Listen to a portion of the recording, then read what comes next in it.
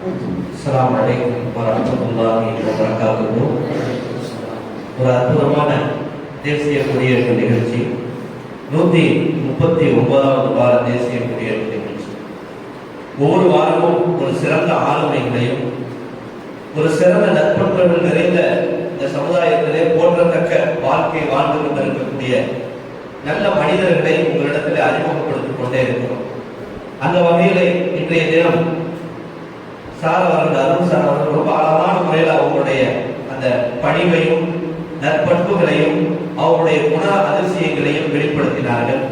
எல்லாம் வல்ல இறைவன் அதை போன்ற நாமும் வாழக்கூடிய ஒரு பாக்கியத்தை அல்லாஹ் தஆலா தந்தர் புரிவானாக. தொடர்ந்து சார் அவங்க நம்முடைய நடை, அந்த டிசிப்ளின்லாம் ரொம்ப கவர்ந்ததா சொன்னாங்க. நமக்கு அது ஃபீல் ஆகாது. நமக்கு என்னன்னா, நடந்து காலங்காத்தால வார என்ன செய்யறாங்க, குடியேற்ற நிகழ்ச்சின்னு சொல்லி என்ன செய்யறாங்க, உட்கார வைக்கிறாங்க. இப்பெல்லாம் நம்ம வாரம் இதுக்காக ஒரு பெரிய முயற்சி எடுக்க வேண்டி இருக்கு அப்படின்னு நமக்கு தோணும். ஆனா இதெல்லாம் நமக்கு ஒரு புத்துணர்ச்சி ஏற்படுத்தக்கூடிய ஒரு அரங்கம் இது. எனக்கு வாரம் இது நடக்கல அப்படின்னா அந்த வாரம் எனக்கு ஒரு தோய்வான வாரமாக போன்றதாக எனக்கு தெரியும். ஏன்னா இன்னைக்கு பாருங்க, காலையில என்றைக்கும் எல்லா நாளும் நம்ம சுறுசுறுப்பா இருக்கோம்.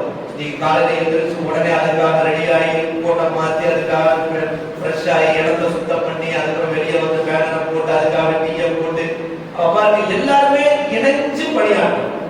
ஒரு அற்புதமான சேர்த்து ஒரு ஆர்வம் நம்ம பண்றோம். இது சாதாரண விஷயம் இல்லை. இது நம்ம ஃபியூச்சர்ல நம்ம வாழ்க்கையில் மிகப்பெரிய அளவில் நம்ம போறக்கூடிய இடத்துல நமக்கு கை கொடுக்கும். மிகப்பெரிய அளவில் கை கொடுக்கும்.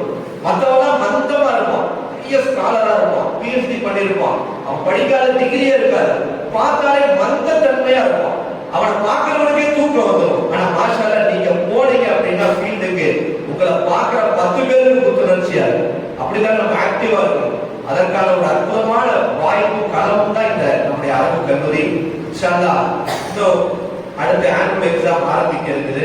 அதுக்கு முன்னாடி நம்ம வாரம் மன்றம், தமிழ், ஆங்கிலம், அரபியிலும் 3 நாட்கள் மன்றம் நடக்குது. தொடர்ந்து வாரம் நடக்குது.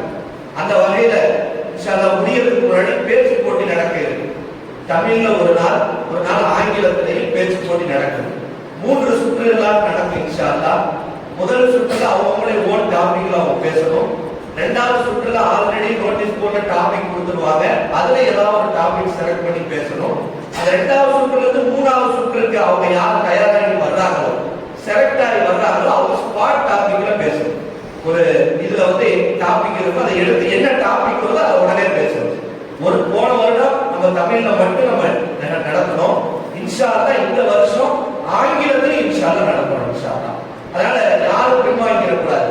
எனக்கு வராது சார், எனக்கு நான் எப்படி செய்வேன், எல்லாரும் இன்ஷா அல்லாஹ் நீங்க கலந்துக்கணும். இது ஒரு வாய்ப்பு, இது ஒரு பெரிய ஆப்பர்ச்சுனிட்டி. இது இன்னைக்கு நாம பார்க்கிறோம். 1வது சூரா இஸ்ராக் இந்த வருஷம் தான் முதல் சூறால அட்மிஷன் ஆனாரு. ஆனா இந்த வருஷம் 10th எழுதினாரு.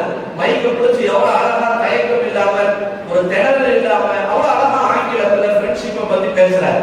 ஒரு முதல் சூறால சேர்ந்த மாணவர் மாதிரியா இருக்கிறாரு. ஒரு காலேஜ் ஸ்டூடெண்ட் கூட இந்த அளவுக்கு ஆங்கிலத்தை பேசக்கூடியவங்களாம் இன்னைக்கு காலேஜ்ல இல்ல. இங்கிலீஷ் ஒரு டிகிரி முடிச்சுட்டு வேலைக்கு போறதுக்கு முன்னாடி இங்கிலீஷ்ல சரளமா பேசுறதுக்கு கோர்ஸ் போய் சேர்றாங்க. 10,000 20,000 ரூபாய் கட்டி அதுல இங்கிலீஷ் பேச கத்துக்கிட்டு அதுக்கு பிறகு ஜாப்ல போய் அந்த இன்டர்வியூ அட்டெண்ட் பண்ணக்கூடிய சூழ்நிலை இன்னைக்கு பார்க்கிறோம். மாஷா அல்லாஹ். ஒரு சாதாரண ஒரு 10th மாணவர் நம்முடைய கல்லூரியில மேடையில நின்று பைக்க பிடிச்சு அழகா ஒரு 5 நிமிஷம் ஆங்கிலத்துல அழகா பேசுறாரு பாருங்க. இதுதான் நம்முடைய அரபு கல்லூரியுடைய பயிற்சி. அதனால நீங்க என்ன செய்யணும், இந்த பேச்சு போட்டியை சரியான முறையில் பயன்படுத்திக் கொள்ளணும். 2லயும் இன்ஷா அல்லாஹ் யார் ஜெயிக்கிறாங்க இன்ஷா அல்லாஹ் நம்ம பார்ப்போம். ஒரு அற்புதமான வாய்ப்பு. எல்லா மாணவர்களும் உங்களுடைய பெயர்களை இன்ஷா அல்லாஹ் பதிவு செய்யுங்க. முதல் சுற்றுல எல்லாம் கலந்து கொள்ளுங்க. ஒரு வாய்ப்பு தான். முடிஞ்ச அளவுக்கு ட்ரைனிங் எடுங்க, பேசி பாருங்க, பைத்தியம் மாதிரி பேசி பாருங்க, தனியா பேசி பாருங்க. எந்த அளவுக்கு நீங்க பேசி பார்க்கறீங்களோ அந்த அளவுக்கு உங்களுடைய பேச்சுல ஒரு பெரிய எழுச்சி ஏற்படும். அதனால அற்புதமான வாய்ப்பை நீங்க பயன்படுத்திக் கொள்ளுங்கள்.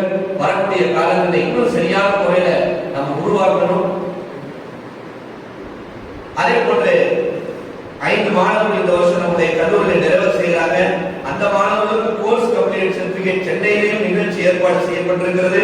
இன்ஷா அல்லாஹ் விடுமுறைக்கு முன்னதாக நம்முடைய கல்லூரியிலேயும் எல்லா முக்கியஸ்தர்களையும் அழைத்து அவர்களுக்கு சான்றிதழ் வழங்கக்கூடிய விழாவும் அதே போல ஸ்போர்ட்ஸ் இன்னைக்கு நடந்துட்டு இருக்கு, மேட்ச்கள் நடந்துட்டு இருக்கு.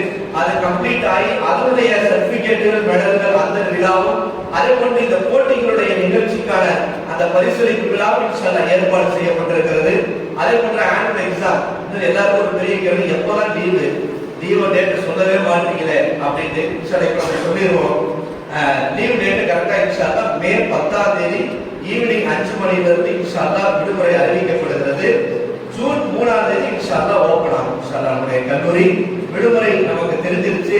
இது பிறகு அதை பற்றின சிந்தனை ஓட்டங்கள் வசோசாக்கள் இல்லாமல் இந்த 10 நாள்ல நமக்கான டாஸ்க் என்ன, நம்ம எதை நோக்கி நம்ம செய்ய போறோம், நம்ம எப்படியெல்லாம் இந்த 10 நாள் சரியான முறையில் கழித்து இந்த வருடத்தை மிகச்சிறப்பான வருடமாக, மன நிறைவான வருடமாக நம்ம வாழ்க்கையில திரும்பி நம்ம லைஃப் பார்த்தோம் அப்படின்னா மாஷா அல்லாஹ் இந்த வருஷம் சூப்பரா நம்ம கழிச்சிருக்கோம், சூப்பரா வாழ்ந்து இருக்கோம், நல்லா நம்மளை உருவாக்கி இருக்கோம், செதுக்கி இருக்கோம், மன நிறைவான ஒரு வருடமாக இன்ஷா அல்லாஹ் இந்த வருடம் ஆகுவதற்கு எல்லாம் அல்லாஹ் தௌஃபீக் செய்வானாக.